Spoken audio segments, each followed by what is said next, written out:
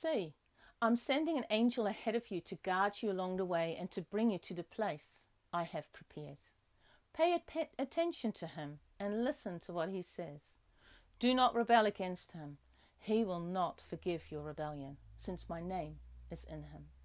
If you listen carefully to what he says and do all that I say, I will be an enemy to your enemies and will oppose those who oppose you.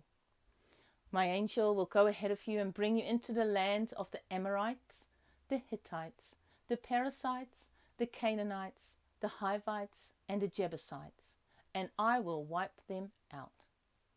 Do not bow down before their gods or worship them or follow their practices. You must demolish them and break their sacred stones to pieces. Worship the Lord your God, and his blessing will be on your food and water. I will take away sickness from among you, and none will miscarry or be barren in your land. I will give you a full lifespan. I will send the hornet ahead of you to drive the Hivites, the Canaanites, and Hittites out of your way. But I will not drive them out in a single year, because the land would become desolate and the wild animals too numerous for you.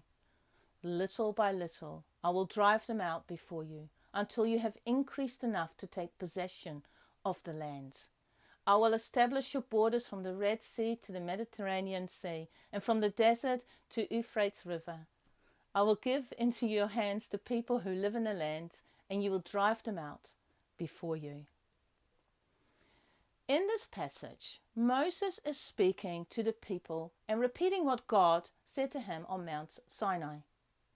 God has promised them the land of Canaan, the land where Abraham lived. Right now, they are between Egypt and Canaan in Sinai. Now, the land of Canaan has already got people in it, and there are nations all around it influencing it. The inhabitants of the land at the time had incredible evil practices. The Israelites conquering the land was God's way of judging these people and getting rid of their sinful practices. The danger is that instead of destroying these practices, that the Israelites would adopt them. That is what God is talking about in this passage. So who are these ites? Well, the Amorites, which means Westerner. When Israel was moving into the promised land out of Egypt, they wanted to pass through the land of the Amorites.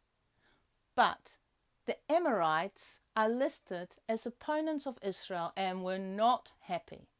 The Amorites came out with an army to fight them, but of course they lost. The Amorites really were nobodies, scattered throughout the hill country on either side of the Jordan. The Amorites were desert people. 1 Kings talks about the Lord driving the Amorites out before Israel because they behaved in the vilest manner by going after idols. In Judges, God tells the Israelites not to worship the gods of the Amorites. What made the Amorites stand out was that they stood in the way of God's people and God's promises and God's purpose. And Amos 2 talks about Amorites being proud people. The Amorites were climbers to position. The Amorites were quick to judge others. So if you're proud and quick to judge other people and stand against God's people, you might just miss out on the wonderful gifts that God has for you. Ask God for forgiveness. Ask God to keep you humble. Don't be an Amorite.